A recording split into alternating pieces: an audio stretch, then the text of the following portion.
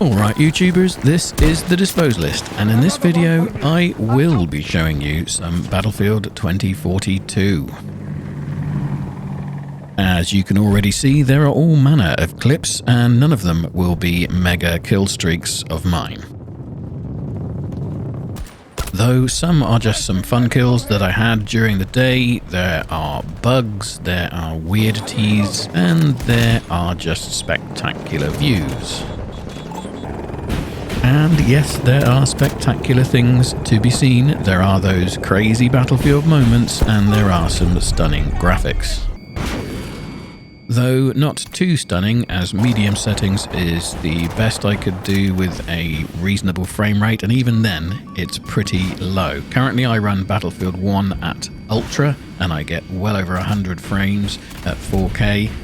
Not seeing that here at all, but I don't expect they've put full optimization on yet. Or should they have by now?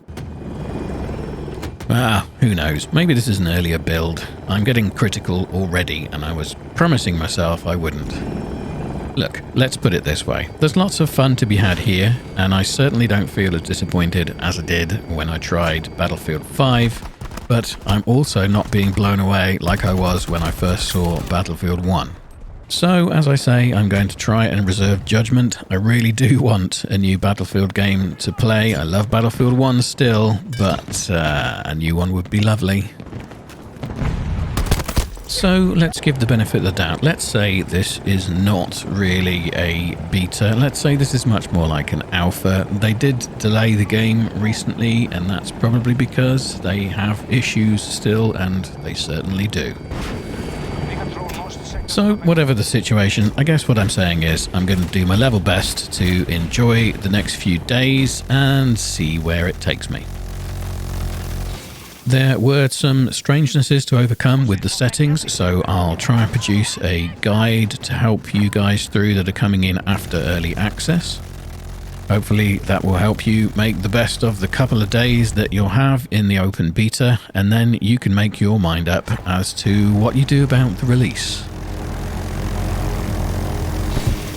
I could be wrong, but I think I've read that there is only a single 24 hours to return the game if you don't like it once you've begun playing it. 14 days if you haven't started the game, but only 1 day if you have. Oh dear, talking about returning the game isn't exactly leaping off on a positive foot, is it? Look, I did enjoy playing it today, I definitely did. You can see there's a lot of footage that's helicopter flying though, and vehicle driving. I have to say I'm not loving the gunplay, the infantry play. It is a big map, which makes it a little bit difficult for infantry against the vehicles. There seems to be always vehicles around. It is 128 players, which means there are always a ton of things shooting at you when you're on foot.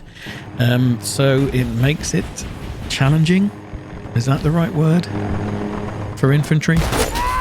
There are a few factors involved, I guess. I should say the TTK feels pretty good, whereas in Battlefield 5 the TTK felt awful, in my not so humble opinion. They seem to have gone with the high recoil kind of feel that they had in Battlefield 5, which I think feels a little unpleasant. Is that the right word to use? I know it may be accurate, it just doesn't feel, pleasant. I jumped back into BF1 to compare, and even using something like a machine gun, I find that it's more satisfying, because although the machine guns aren't accurate, your bullets may fly, your sights aren't leaping around. It's just more comfortable, and I don't know, it's difficult to describe. I don't mind my accuracy not being perfect, but I don't enjoy my sights leaping about all over the place with excessive recoil, I guess. There were some issues with frame rates and with latency, that sort of thing, so that's going to compound the feel of infantry gunplay much more than the vehicle play. So again, I'm going to have to try and reserve judgment, see how things pan out over the next few days. I'm gonna try and finish on a couple of positives, but what else can I moan about before I get to that point? Oh yes, comms and spotting. So they've gone the Battlefield 5 way with no communication rows. I can't choose what I want to say to people, even if I wanted to. I can click Q on things and it might say there's a tank there, or it might say go to this flag, or it might ask for something. There's just no choice. Not only no choice, but it might choose the wrong thing for you. You could be warning your guys about someone that's hiding behind a bush, and it will tell them to advance and run towards that point. Didn't like it before, don't like it now. I get that they're moving away from live 3D spotting, but Battlefield 3 even had a system where you could call out what it is that you think is at where you're pointing. It just seems such a backward step to have the game choose for you, especially when it can choose wrong. And for those that would say use voice chat, no thank you. I do not want to listen to someone shouting at their family, eating food, playing their music, just so I can play the game. So what do I like? Well, one thing is the end of round ribbons scoring. It seems that to earn the maximum score for ribbons, you have to do all of them. You can't just repeat the same ones.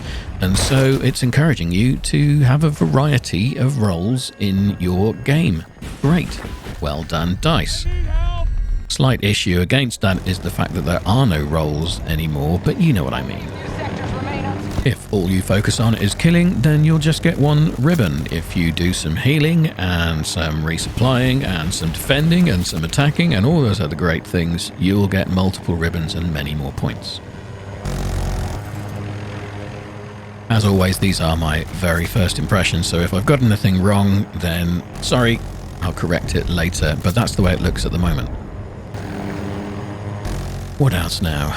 There must be something out. Oh yes, the plus system, cross system for changing your weapon attachments on the fly as you're playing.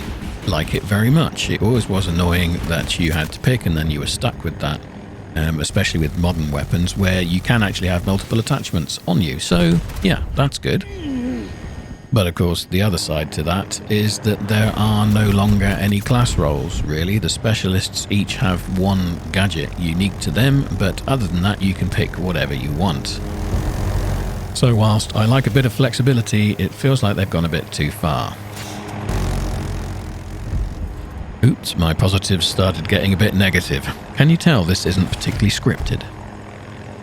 Okay, so I've got a few more minutes of clips. I'll leave that playing, and in the meantime, I'll say, hey, there will be more Battlefield 2042 videos, so please give this video a like and subscribe if you want to see more and you aren't already subscribed. I will do my best to show you as much as I can from the next few days of beta, 2 of early access and 2 of the actual open beta. I'll try and be open-minded, point out all the pros and cons, and then we can all make our minds up. I do keep reminding myself that this is an early version and is not the complete game, but of course that puts us in the position where when the full release comes out, if this is all we've seen, we've just got 24 hours to decide whether we want to keep it or not. EA do have that great game guarantee, which I took advantage of when I was so disappointed with BF5, but it seems to be a bit harder to do that these days. But don't just go listening to me. I know other YouTubers have been in the early access. I've already seen Danny on PC in game. Check out his footage of surfing a chopper while rocketing another one. Definitely one of those mad Battlefield moments that he's famous for producing. Right, as I said now, there are more clips, but I'm going to shut up. See you next time. Thanks for watching.